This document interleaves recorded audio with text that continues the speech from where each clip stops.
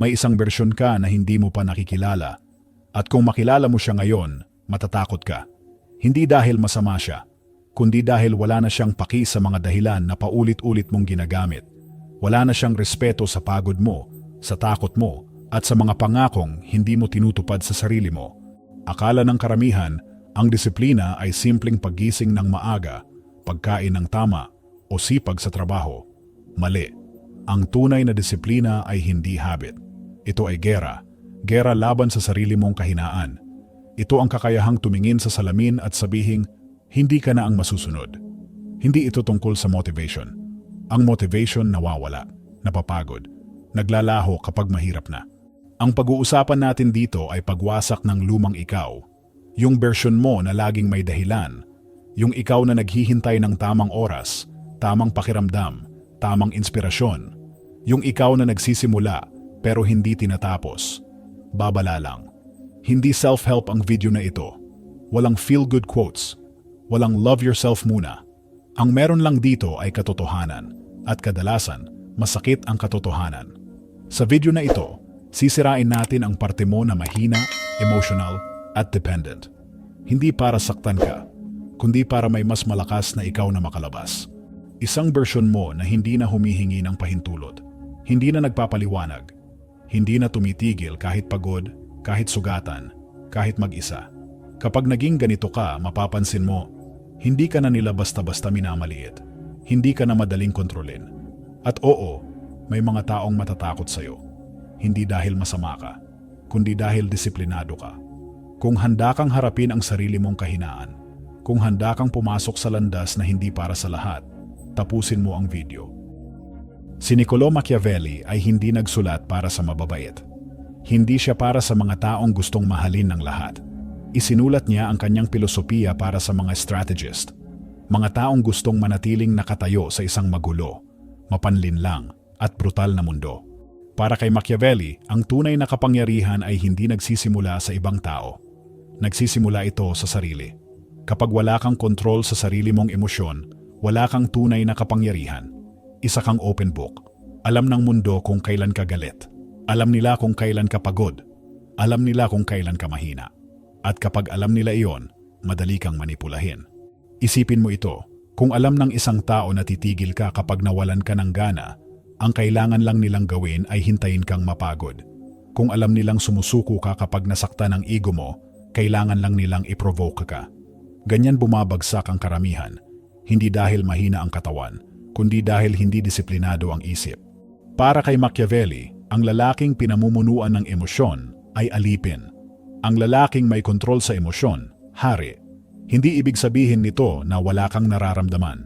Ibig sabihin nito, hindi ka sumusunod sa nararamdaman mo. Galit ka? Gumagalaw ka pa rin. Pagod ka? Tinutuloy mo pa rin. Takot ka? Kumilos ka pa rin. Dito pumapasok ang tunay na disiplina. Hindi ito pagiging mabait sa sarili. Ito ay pagiging ruthless sa kahinaan. At tandaan mo ito, ang lalaking hindi mababasag ng sarili niyang isip, hindi kayang wasakin ng kahit sino. Kapag hindi na emosyon ang nagdidikta ng galaw mo, wala nang leverage ang mundo laban sa'yo. Hindi ka na kayang hilahin pababa ng insulto, chismis, o pressure. Dito nagsisimula ang Machiavellian discipline. Hindi sa kontrol ng iba, kundi sa total na kontrol sa sarili. Phase 1. Disiplina ng katahimikan. Be the ghost. Isa ito sa pinaka-nakamamatay na kahinaan ng karamihan. Hindi sila marunong manahimik. Lahat kailangang ipaalam. May bagong plano? Ipopost. May bagong goal? Ia-announce. May new era? Isa-set up ang camera bago pa man magsimula. Humihingi sila ng validation bago pa ang aksyon. At dun pa lang talo na sila. Kapag sinasabi mo agad ang plano mo, binabawasan mo ang pressure na dapat nagtutulak sa'yo. Parang siningawan mo ang makina bago pa umandar. Nakakuha ka na ng papuri, kaya wala ka ng dahilan para magpakahirap. Ito ang dahilan kung bakit maraming nagsisimula, pero kakaunti ang nagtatapos. Ang Machiavellian move ay kabaligtaran nito. Manahimik ka, huwag kang magpaliwanag, huwag kang mag-announce, gumalaw ka sa dilim. Kapag tahimik ka, may nangyayaring kakaiba. Nagkakaroon ng vacuum. Naiilang ang mga tao. Nagsisimula silang magtanong sa isip nila, bakit hindi na siya nagsasalita? Ano kaya ang ginagawa niya? At dito ka nagiging delikado. Ang katahimikan ay armor. Pinoprotektahan nito ang intensyon mo. Kapag nagkamali ka, walang nakakakita. Kapag nadapa ka, walang humuhusga. May kalayaan kang magkamali, mag-adjust, at lumakas nang walang ingay. Samantalang ang iba, bawat galaw naka-broadcast. Bawat pagkakamali may audience. Bawat pagod may opinyon. Ikaw, tahimik. Nagtatrabaho, nagbubuhat, nag-aaral. Nagpapalakas ng isip. Isipin mo ito. 6 na buwan kang nawala. Walang paliwanag. Walang announcement. Walang motivational quote. Gym. Trabaho. Disiplina. Pagputol ng distractions. Paglayo sa mga kaibigang mahal ka lang kapag pareho kayong nag-aaksaya ng oras. Pagbalik mo, hindi ka na pareho. Hindi mo kailangang sabihin na nagbago ka. Mararamdaman nila, makikita nila sa postura mo, sa paraan ng paglakad mo, sa katahimikan mo kapag may ingay ang paligid. Ang pinakadelikadong tao sa isang kwarto ay hindi yung maingay. Hindi yung laging may opinyon. Yung nakaupo lang, nanonood, hindi nagsasalita. Dahil alam ng lahat, kapag nagsalita na siya, tapos na ang usapan. Tandaan mo ito, ang paliwanag ay wika ng biktima. Ang makapangyarihan ay hindi nagju-justify, nag-i-execute. Pagod ka, tumahimik ka, magtrabaho ka, nasaktan ka, tumahimik ka, maghilom ka, nanalo ka, tumahimik ka, magpatuloy ka. Hayaan mong ang resulta ang sumigaw para sa'yo. Mas malakas yon kaysa kahit anong salita. Kung handa ka nang pumasok sa dilim, kung handa ka nang magtayo ng kapangyarihan ng walang palakpakan, comment, I build in silence. Phase 2, Emotional Alchemy, gawin kahit ayaw mo. Maraming nagkakamali sa pag-iisip na ang disiplinadong tao ay parang robot, walang nararamdaman, walang pagod, walang lungkot, kasalanan iyon. Ang totoo, mas ramdam ng disiplinadong tao ang lahat. Ramdam niya ang antok, ramdam niya ang sakit ng rejection, ramdam niya ang bigat ng pagod. Ang kaibahan lang, hindi siya sumusunod. Ito ang sentro ng Machiavellian discipline. Si Niccolò Machiavelli ay malinaw. Ang pinuno ay hindi dapat pamunuan ng emosyon. Dapat niya itong gamitin. Hindi mo kailangang mahalin ang proseso. Hindi mo kailangang feel good. Kailangan mo lang gawin. Dito pumapasok ang emotional alchemy. Kinukuha mo ang mabigat na tingga ng ayoko at ginagawa mo itong ginto ng ginawa ko pa rin. Hindi ito inspirasyon. Ito ay duty. Isipin mo ang kaaway mo. Kung alam niyang kikilos ka lang kapag motivated ka, madali ka niyang talunin, hihintayin ka lang niyang mapagod o masaktan. Pero kung ikaw ang uri ng lalaking mas gumagalaw kapag miserable, mas nagfo-focus kapag galit, mas nagtratrabaho kapag wasak, nagiging unpredictable ka. At iyan ang kinatatakutan ng mundo. Kapag tinanggal mo ang emosyon bilang boss ng kilos mo, nawawalan ng leverage ang kahit sino laban sa'yo. Hindi ka na kayang kontrolin ng insulto. Hindi ka na kayang pigilan ng lungkot. Hindi ka na kayang i-freeze ng takot. Tratuhin mo ang emosyon parang panahon. Umuulan? Napansin mo. May bagyo? Acknowledged. Pero hindi mo kina-cancel ang misyon dahil lang masama ang panahon. Nagsusuot ka ng coat. Tumuloy ka. Ikaw ang prinsipe. Ang emosyon mo ay mga pasaway na nasasakupan. Pinapakinggan mo sila pero hindi sila ang namumuno. Kapag nagrebelde, pinapatahimik. Gamitin mo ang 3-second rule. Kapag tumunog ang alarm, may 3 segundo ka. Pag umabot ng 4, magsisimula na ang utak makipag-negotiate. Mamaya na. Ang utak mo ay dinisenyo para sa comfort, hindi para sa greatness. Bilangin mo, 1, 2, 3, galaw. Huwag mag-isip. Sa sandali ng kahinaan ang pag-iisip ang kalaban ng aksyon. Sa pagdaan ng panahon, may mangyayari. Hindi ka na lalaking sinusubukan maging disiplinado. Magiging makina ka na gumagana kahit ano ang pakiramdam. At dito ka nagiging untouchable. Kapag ang internal state mo ay hindi na nagdidikta ng output mo, malaya ka. Phase 3. Weaponization of Isolation. Monk Mode. May isang bagay na kinatatakutan ng halos lahat ng tao, ang mag-isa. Ayaw nila ng katahimikan. Ayaw nila ng bakanteng oras. Kaya pinupuno nila ito ng ingay. Podcast, music, chat, scroll, notification. Hindi dahil masaya sila, kundi dahil takot silang marinig ang sariling isip. Alam ng isip ang katotohanan. Alam nito kung kailan ka nag-aaksaya ng oras. Alam nito kung kailan ka nagsisinungaling sa sarili mo. At karamihan, ayaw harapin yon. Pero dito pumapasok ang Machiavellian advantage. Si Niccolo Machiavelli ay malinaw. Ang matalinong pinuno ay umaasa sa kontrolado niya, hindi sa ibang tao. At wala nang mas kontrolado kaysa sa sarili mong oras at atensyon. Kung gusto mong maging sobrang disiplinado, kailangan mong yakapin ang isolation. Hindi ito romantic, hindi ito aesthetic. Ito ay tahimik, boring, at minsan malungkot. Pero epektibo. Tingnan mo ang 5 taong lagi mong kasama. Tinutulak ka ba nila pataas? O komportable lang kayo sa parehong antas? Kapag nagsimula kang umangat, may mangyayari. Hindi ka nila aawayin. Hindi ka nila haharangin ng diretsyo. Hihilahin ka nila pababa, sa biro, sa relax ka lang, sa minsan lang naman. Hindi dahil galit sila sa'yo, kundi dahil ang paglago mo ay salamin ng pagka-stuck nila. Kapag pumayat ka, parang hinuhusgahan ang mataba. Kapag nagseryoso ka, parang inaatake ang tamad.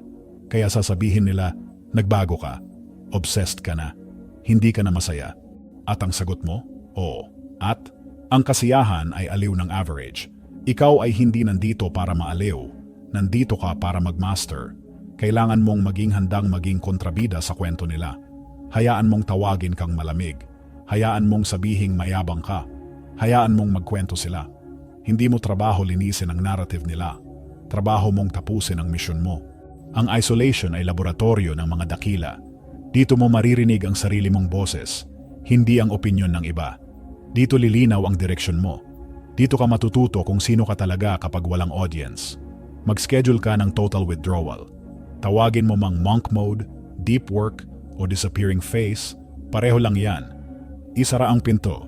Patayin ang phone. Harapin ang trabaho. Oo, may lalabas na demonyo.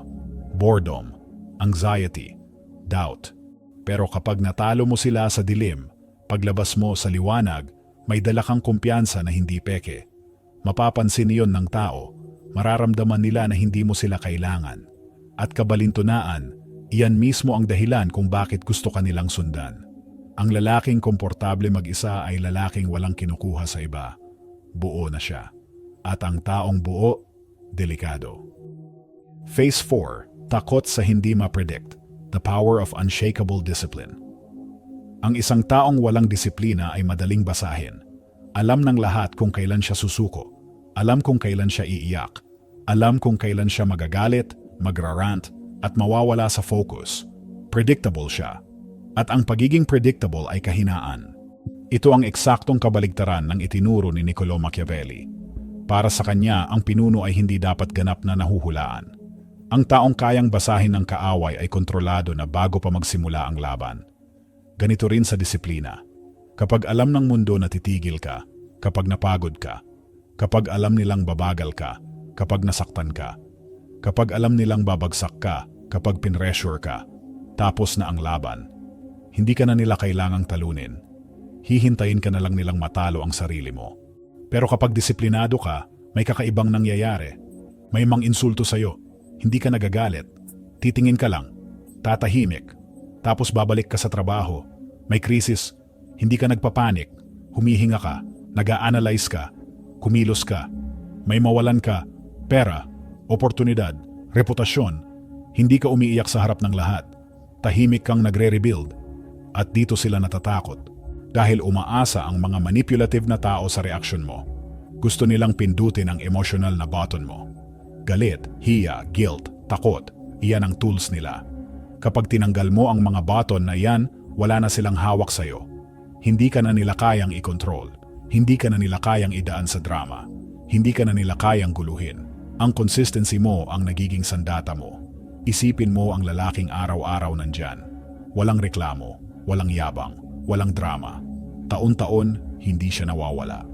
Hindi siya napapagod. Hindi siya nadidistract. Hindi mo siya kayang pigilan. Hindi mo siya kayang sirain. Inevitable siya. At iyan ang tunay na nakakatakot. Hindi ka agresibo. Hindi ka maingay. Hindi ka palaaway.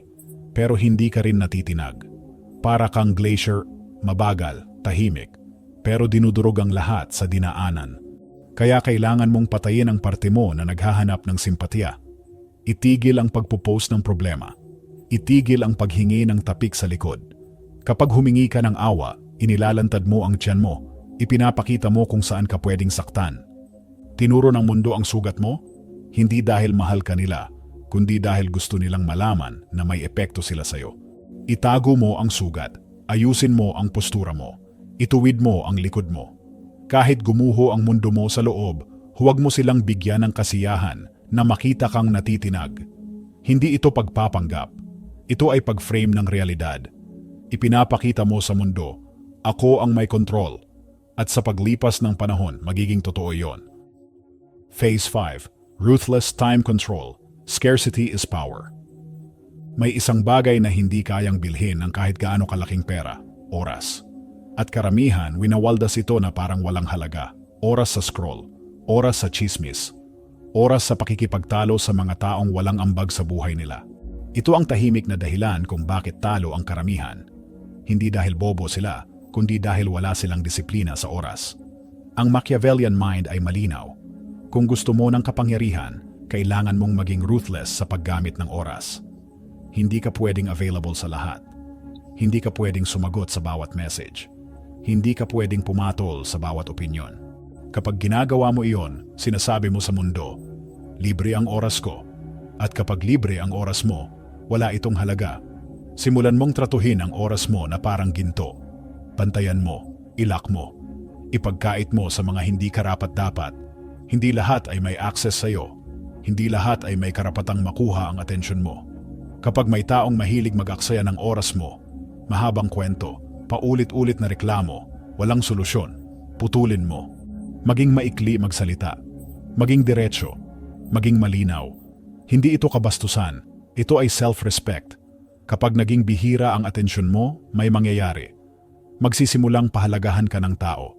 Kapag alam nilang limitado ang oras mo, hindi nila ito sasayangin. Ito ang prinsipyo ng scarcity. At kung may scarcity, may value. Ang disiplina sa oras ay naglalagay sa iyo sa ibang liga. Habang ang iba ay busy sa pagiging busy, ikaw ay gumagawa ng tunay na progreso. Habang sila ay pagod pero walang resulta, ikaw ay tahimik pero umaangat.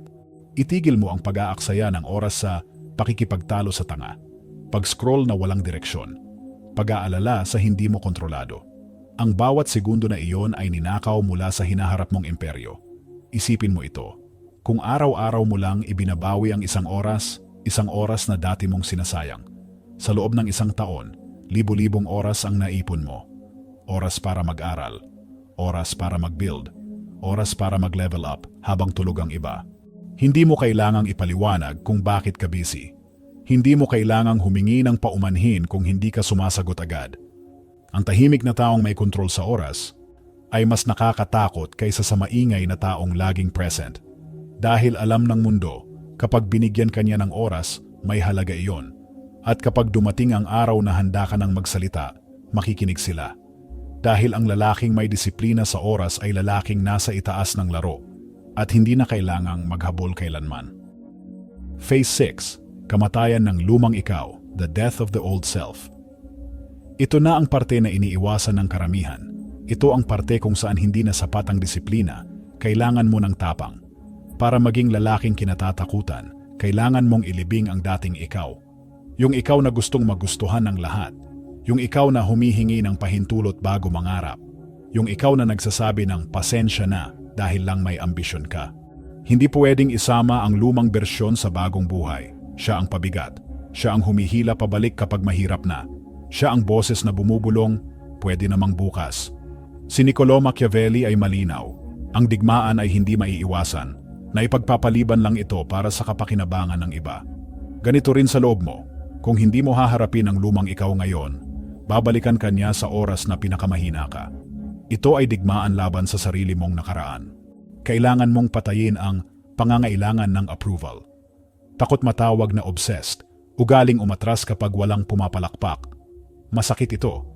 Parang binabalatan ka ng buhay. May mawawala. May mga kaibigang lalayo. May mga relasyong hindi sasabay. May pamilyang hindi makakaintindi. Ito ang buwis ng kadakilaan. Huwag kang magreklamo sa buwis. Bayaran mo lang. Dahil sa kabilang panig ng kamatayang ito, may kapanganakan. Isang bersyon mo na, mas tahimik, mas matalas, mas mabilis magdesisyon. Isang bersyon mo na hindi na gumagalaw dahil sa emosyon, kundi dahil sa lohika. Hindi na playground ang mundo sa mata mo, chessboard na ito. Nakakatakot ang bagong ikaw, kahit sa sarili mo. At dapat lang, ang kapangyarihan ay laging nakakatakot. Hindi kapangyarihan sa iba, iyan ay tiraniya. Ang binubuo mo ay kapangyarihan sa sarili. At iyan ang tunay na karangalan. Kapag pumasok ka sa isang kwarto na may ganap na self-control, may kakaibang nangyayari. Hindi ka sumisigaw, pero nagbibigay daan sila. Hindi ka nagmamayabang, pero nararamdaman nila. Hindi nila alam kung bakit. Alam lang nila na hindi ka basta-basta gagalawin. Iyan ang tingin ng lalaking nakaharap na ang bangin at tumawid. Ang lalaking sinakop ang sarili niyang isip ay mas dakila kaysa sa sinakop ang isang lungsod. Kaya ngayon, tanungin mo ang sarili mo. Handa ka na bang ilibing ang lumang ikaw? Dahil kung hindi mo siya papatayin, siya ang papatay sa kinabukasan mo. At ikaw, hindi ka na pwedeng bumalik. Sa puntong ito, malinaw na ang isang bagay, hindi ka nagahari sa ibang tao. Wala kang inaapakan, wala kang minamanipula, wala kang pinipilit sumunod. Ang sinakop mo ay sarili mo. At iyan ang pinakamahirap sakupin. Kapag may ganap kang kontrol sa sarili, may kakaibang katahimikan na dumarating. Unti-unting nawawala ang anxiety, dahil ang anxiety ay galing sa isang simpleng katotohanan. Alam mong hindi ka handa. Pero ngayon, handa ka. Hindi perpekto, pero disiplinado. Hindi invincible, pero consistent. Hindi ka natakot sa future. Dahil alam mong kahit anong dumating, may kakayahan kang humarap, mag-adjust at magpatuloy. Hindi ka rin takot sa tao. Hindi sa opinyon nila. Hindi sa chismis. Hindi sa rejection. Alam mo kung sino ka. Alam mo kung ano ang kaya mong gawin kapag tahimik, mag-isa at walang pumapalakpak. At iyan ang tunay na kapangyarihan. Hindi ito mainit na kapangyarihan. Hindi ito komportable. Malamig ito. Ito ang lamig ng taong hindi umaasa sa approval. Ito ang lamig ng taong kayang maglakad mag-isa. Ito ang lamig ng lalaking hindi kailangang patunayan ang sarili. Dahil pinatunayan na niya ito sa sarili niya, araw-araw. Ngayon may pagpipilian ka. Init ng kawan. Komportable. Tanggap, pero kontrolado. O lamig ng kalayaan. Tahimik, mabigat. Pero ikaw ang may hawak ng direksyon. Hindi mo pwedeng pagsabayin ang dalawa. Kung pinili mo ang landas na hindi para sa lahat, comment, I choose the cold path. Kung gusto mong ipagpatuloy ang pag-armas ng isip mo, subscribe, Dark Psychology, Disiplina, Kapangyarihan, hindi pa tayo tapos. Ang lumang ikaw ay patay na. Ngayon, itayo mo ang bago.